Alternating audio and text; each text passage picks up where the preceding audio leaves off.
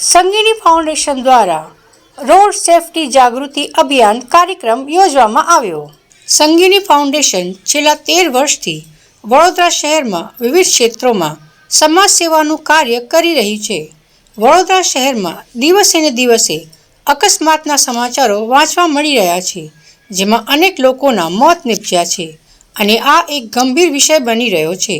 વડોદરાવાસીઓ road safety અંગે ચિંતા વ્યક્ત કરી રહ્યા છે, ત્યારે પોલીસ કે પ્રશાસન શું કરી રહ્યું છે તેની ચિંતા કર્યા વગર સંગીની ફાઉન્ડેશન જેવી સંસ્થાઓ આગળ આવીને લોકોને જાગૃત કરી રહી છે।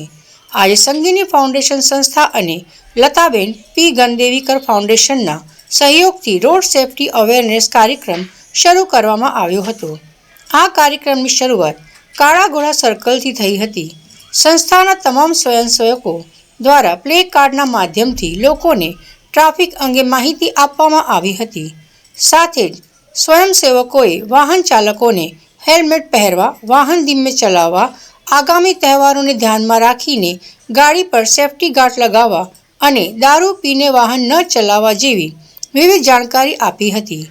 પ્લે કાર્ડ દ્વારા લોકોને ટ્રાફિકના નિયમોનું પાલન કરવાની સલાહ આપવામાં આવી હતી। સંગીની ફાઉન્ડેશન દ્વારા કાલા ઘોડા સર્કલની સાથે ગેંડા સર્કલ, જ્યાં ટ્રાફિકની મોટી સમસ્યા છે, ત્યાં પણ લોકોને ટ્રાફિકના નિયમો વિશે સમજાવવામાં આવ્યા હતા।